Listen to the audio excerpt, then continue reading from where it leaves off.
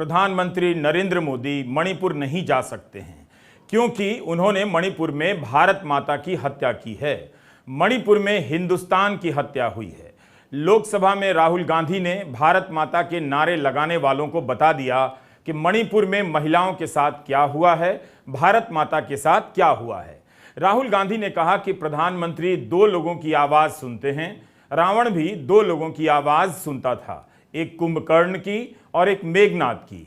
वैसे ही नरेंद्र मोदी दो लोगों की सुनते हैं, अमित शाह और अदानी की। राहुल गांधी का भाषण कैसा था यह बीजेपी के नेताओं की प्रतिक्रिया से भी पता चल रहा है।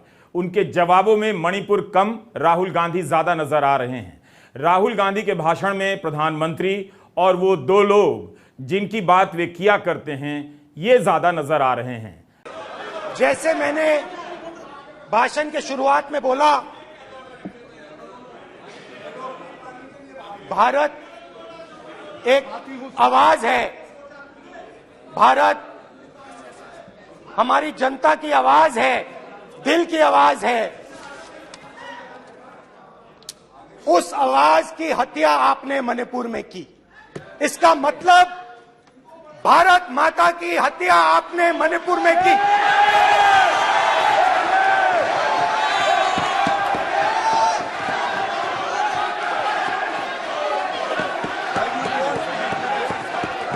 भारत माता को आपने मणिपुर के लोगों के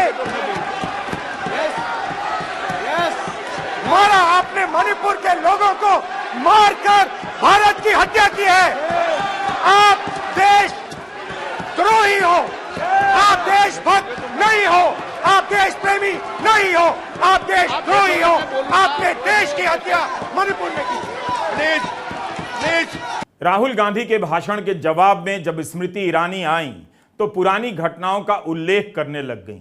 उनके भाषण में मणिपुर आया मगर कम देर के लिए। यह जवाब ही नहीं आया कि प्रधानमंत्री मणिपुर पर क्यों नहीं बोल रहे हैं और मणिपुर क्यों नहीं जा रहे हैं। शायद इस सवाल का जवाब अब प्रधानमंत्री नरेंद्र मोदी खुद देंगे।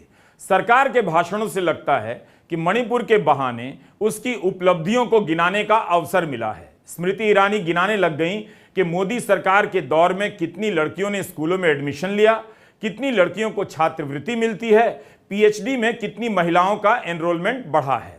राहुल गांधी और स्मृति ईरानी का भाषण कैसा था, मुद्दे पर कितना था, इसमें भावुकता कितनी थी, नारेबाजी कितनी थी, आप खुद से भी जज करें। दोनों के भाषण आप लोकसभा टीवी के यूट्यूब चैनल पर सुन सकते हैं और वेबसाइट पर जाकर पढ़ सकते हैं। राहुल गांधी के भाषण को 3 हिस्सों में बांटा जा सकता है। पहले हिस्से में उन्होंने भारत जोड़ो यात्रा से जुड़े अपने अनुभव को विस्तार से बताया कि कैसे उनके भीतर का अहंकार खत्म हो गया और वो दूसरों की आवाज सुनने लग गए। दूसरा हिस्सा मणिपुर को लेकर था। राहुल गांधी ने मणिपुर के अपने दौरे का उदाहरण देते हुए कहा कि मैं मणिपुर गया लेकिन हमारे प्रधानमंत्री नहीं गए, आज तक नहीं गए, क्योंकि उनके लिए मणिपुर हिंदुस्तान नहीं है। स्पीकर सर, भारत एक आवाज है, भारत इस देश के सब लोगों की आवाज है और अगर हम उस आवाज को सुनना चाहते हैं, हमें अहंकार को, नफरत को मिटाना पड़ेगा। स्पीकर सर, कुछ ही दिन पहले मैं मणिपुर गया। हमारे प्रधानमंत्री नहीं गए, आज तक नहीं गए, क्योंकि उनके लिए मणिपुर हिंदुस्तान नहीं है।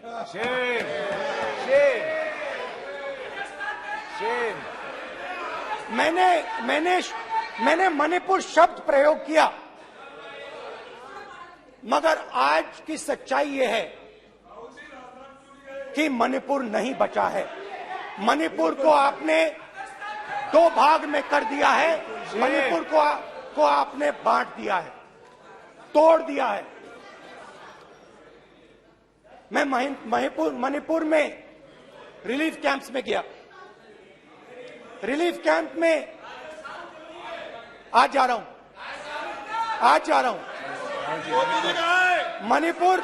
मणिपुर में रिलीफ कैंप में मैंने महिलाओं से बात की, सूद समय मैं जवाब मणिपुर मिलेगा। गया और मणिपुर के कैंप्स में मैंने महिलाओं से बात की, बच्चों से बात की, जो हमारे प्रधानमंत्री जी ने आज तक नहीं किया। ये तस्वीरें राहुल गांधी के मणिपुर दौरे की हैं। यह सवाल केवल राहुल गांधी का नहीं है। आखिर आम जनता भी जानना चाहती होगी कि जहां विपक्ष के सांसद चले गए, हर्षमंदर जैसे समाज से भी चले गए, वहां देश के प्रधानमंत्री क्यों नहीं गए। 8 अगस्त को गौरव गोगोई ने गृह मंत्री से पूछा कि आप भी एक ही बार गए, 15 दिन में दोबारा जाने की बात कही थी, मगर दोबारा नहीं गए। राहुल गांधी के भाषण के समय लगा कि व्यवधान ही एकमात्र प्रावधान है।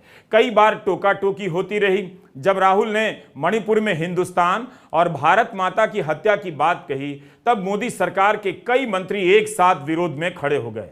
कानून मंत्रालय से हटाकर पृथ्वी विज्ञान मंत्रालय भेज दिए गए किरण रिजिजू ने कहा कि मणिपुर में हिंसा के लिए कांग्रेस पार्टी की 70 साल की नीतियां जिम्मेदार हैं। उग्रवाद कांग्रेस ने पैदा किया है। किरण रिजिजू के साथ मोदी सरकार के कई मंत्री खड़े हो गए और राहुल से मणिपुर वाले बयान पर माफी मांगने की बात करने लगे।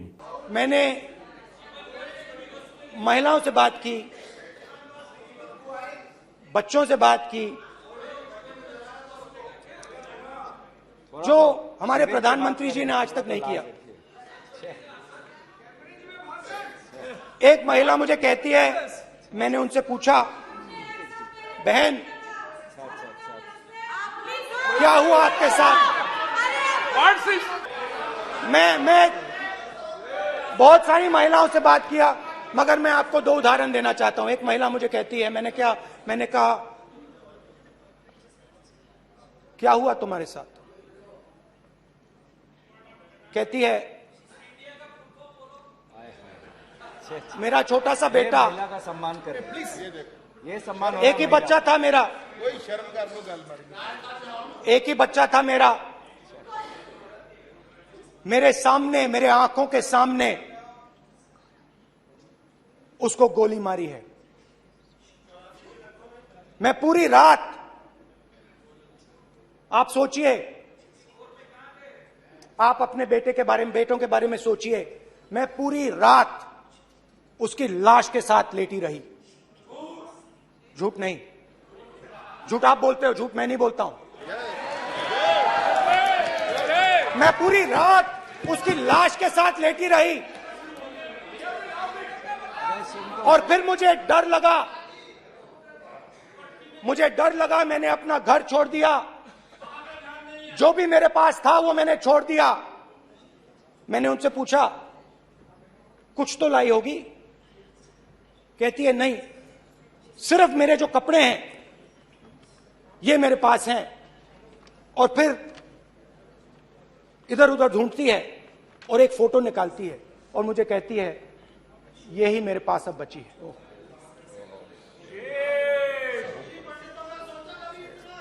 एक और उदाहरण,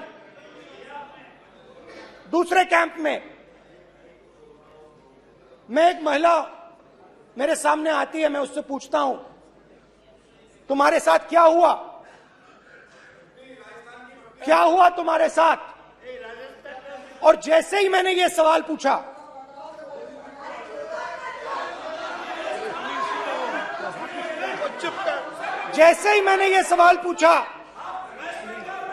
आप महिला का दर्द नहीं सुन सकते, महिला का दर्द नहीं सुन सकते, महिला का दर्द सुनने का आपका धैर्य नहीं है। जैसे ही मैंने उससे सवाल पूछा, तुम्हारे साथ क्या हुआ, शर्म नहीं है तेरे को, वैसे ही 1 सेकंड में वो कांपने लगी। उसने अपने दिमाग में वो दृश्य देखा और वो बेहोश हो गई। मेरे सामने कांपती हुई बेहोश हो गई। तो ये मैंने आपको सिर्फ 2 उदाहरण दिए हैं। स्पीकर सर, इन्होंने मणिपुर में हिंदुस्तान की हत्या की है, सिर्फ मणिपुर की नहीं, हिंदुस्तान की हत्या की है। इनकी राजनीति ने मणिपुर को नहीं, हिंदुस्तान को मणिपुर में मारा है। हिंदुस्तान को कत्ल किया है, हिंदुस्तान का मर्डर किया है मणिपुर में। राहुल गांधी को पता था कि आज सभी की नजर उन पर है कि कैसा भाषण देते हैं, मगर क्या अखबार और चैनल राहुल के इस बयान को लेकर हेडलाइन बना पाएंगे कि राहुल गांधी ने कहा है कि मणिपुर में हिंदुस्तान की हत्या हुई है, मणिपुर में भारत माता की हत्या हुई है। 10 अगस्त का अखबार, खासकर यूपी और बिहार के हिंदी अखबारों को आप जरूर देखिएगा कि कैसी हेडलाइन छपती है, हेडलाइन में राहुल के बयान का कौन सा हिस्सा लिया जाता है। राहुल गांधी ने आज स्पीकर को धन्यवाद दिया कि उनकी सदस्यता बहाल हो गई है और यह साफ किया कि वे अदानी पर आज बोलने नहीं आए हैं। पिछली बार जब मैं बोला तो शायद मैंने आपको थोड़ा कष्ट भी पहुंचाया, क्योंकि मैंने इतनी जोरों से अदानी जी पे फोकस किया कि जो आपके सीनियर नेता हैं शायद उनको थोड़ा कष्ट हुआ, तो वो जो उनको कष्ट हुआ,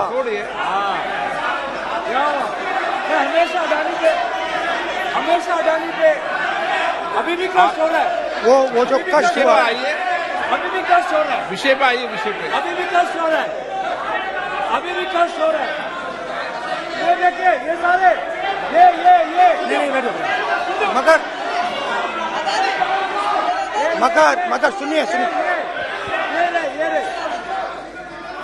तो वो जो कष्ट हुआ 1 2 3 4 5 उसका असर शायद आप पे भी थोड़ा हुआ, तो इसके लिए मैं आपसे माफी मांगता हूं। मगर मैंने सिर्फ सच्चाई रखी थी। मगर आज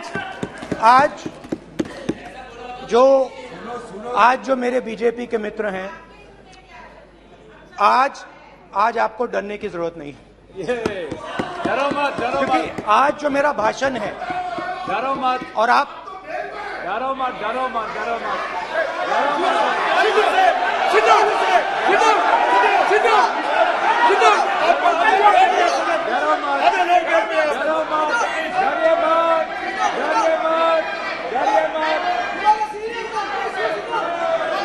स्पीकर सर, अरे बैठे ब्रदर।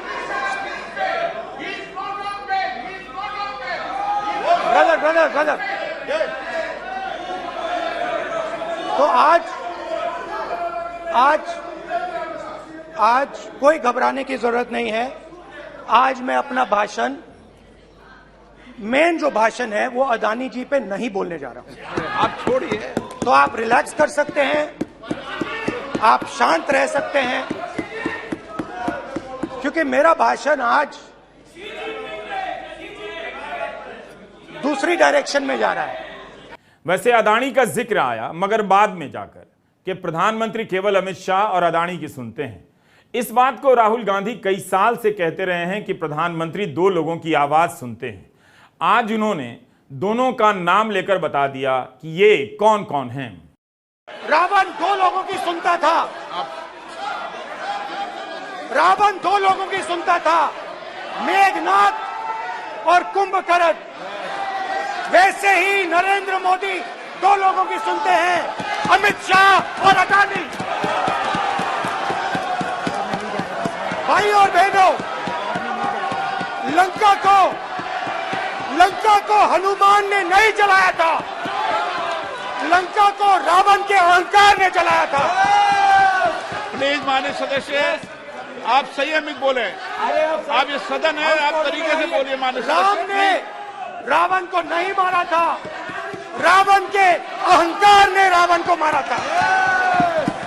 आप पूरे देश में केरोसिन फेंक रहे हो, पूरे देश में आप केरोसिन फेंक रहे हो।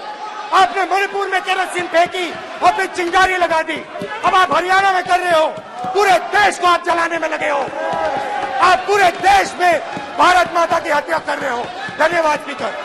राहुल गांधी का भाषण छोटा था, उनका जोर इस पर था कि मणिपुर को लेकर इतना अहंकार ठीक नहीं है। प्रधानमंत्री को वहां जाना चाहिए और लोगों की बातें सुननी चाहिए। उन्होंने सत्ता पक्ष से कहा कि आप देशद्रोही हो, आप देशभक्त नहीं हैं, आप देश प्रेमी नहीं हो, आप देशद्रोही हैं। राहुल गांधी ने उन 2 महिलाओं का जिक्र नहीं किया जिन्हें नंगा घुमाने का वीडियो वायरल हुआ था। 2 अलग महिलाओं के उदाहरण दिए जिनसे वे मिले थे। स्मृति ईरानी जवाब देने आई। मणिपुर को लेकर बहस हो रही थी, वहां महिलाओं के साथ हिंसा को लेकर आरोप लग रहे हैं, मगर स्मृति ईरानी अतीत में महिलाओं के साथ हुई हिंसा की घटनाओं का ब्यौरा देने लगी विस्तार से। स्मृति ईरानी का भाषण कश्मीर से होता हुआ बंगाल, राजस्थान गया और फिर अमेठी पहुंच गया। मोदी सरकार और अपने संसदीय क्षेत्र में कार्यों का हिसाब देने लग गई। स्मृति ईरानी ने शुरू में भारत माता की हत्या के सवाल पर कांग्रेस को घेर लिया। पहली बार राष्ट्र के इतिहास में भारत मां की हत्या की बात की और कांग्रेस पार्टी यहां पर तालियां बजाती रही। जो भारत की हत्या की बात पर कांग्रेस पार्टी ने ताली पीटी आज इस सदन में, इस बात का संकेत पूरे देश को दिया कि मन में गद्दारी किसकी है। मैं आज हिंदुस्तानी होने के नाते कहती हूं, मणिपुर खंडित नहीं है, विभाजित नहीं है, मेरे देश का अंग है। लगा कि अब स्मृति ईरानी मणिपुर पर तुर्की व तुर्की जवाब देंगी और विपक्ष को ढेर कर देंगी, मगर वे सीधे चली गईं कश्मीर। स्मृति ईरानी ने कश्मीरी पंडितों के साथ हिंसा का हवाला दिया, खासकर महिला कश्मीरी पंडितों गिरिजा टिक्कू और सरला भट्ट की हत्या का। इस उदाहरण के साथ स्मृति ईरानी ने आरोप लगाया कि तब से लेकर आज तक कांग्रेस चुप रही। स्मृति ईरानी भूल गईं कि जब 2022 के साल में, 2021 के साल में कश्मीरी पंडितों की हत्या होने लगती है, तब मोदी सरकार ने क्या किया? क्या मोदी ने कश्मीरी पंडितों से मुलाकात की? क्या स्मृति ईरानी घाटी गई थीं कश्मीरी पंडितों के परिवार से मिलने? जब वे ऐलान कर रहे थे कश्मीरी पंडित कि अब घाटी में नहीं रह सकते हैं, तब मोदी सरकार के ये मंत्री क्या कर रहे थे? पुराना हिसाब गिना दिया, ठीक किया है, लेकिन उस हिसाब को जब सही करने का वक्त आया तो मोदी सरकार और स्मृति ईरानी ने कैसे सही किया? इसके लिए ज्यादा दूर नहीं, कश्मीरी पंडितों के साथ 1-2 साल पहले क्या हो रहा था, सरकार क्या कर रही थी, आप पुरानी खबरों को पलट लीजिए। तब यह सवाल उठता था कि कश्मीरी फाइल्स के प्रचार में तो सभी लगे थे, मगर इन कश्मीरी पंडितों का साथ कोई नहीं देने आ रहा है। यह 1 जून 2022 की रॉयटर की खबर है। 100 से ज्यादा हिंदू परिवार कश्मीर से पलायन कर गए हैं। एक हिंदू टीचर रजनी बाला की हत्या हो गई थी। 3 जून 2022 की हिंदू की खबर है। हेडलाइन है कि कश्मीरी पंडित घाटी से पलायन करने लगे हैं। यह 28 अक्टूबर 2022 की इंडियन एक्सप्रेस की हेडलाइन है कि शोपियां के गांव से कश्मीरी पंडित पलायन कर गए, जो वहां पर उस वक्त से रह रहे थे जब घाटी में कश्मीरी पंडितों की हत्या का दौर शुरू हुआ था। इतने दशक तक साथ रहने के बाद मोदी सरकार के दौर में पहली बार इन कश्मीरी पंडितों का पलायन होता है। 13 मई 2022 की यह खबर स्मृति ईरानी के रिसर्च में नहीं आ सकी क्या कि 350 से अधिक सरकारी कर्मचारियों ने इस्तीफा दे दिया है। ये सभी कश्मीरी पंडित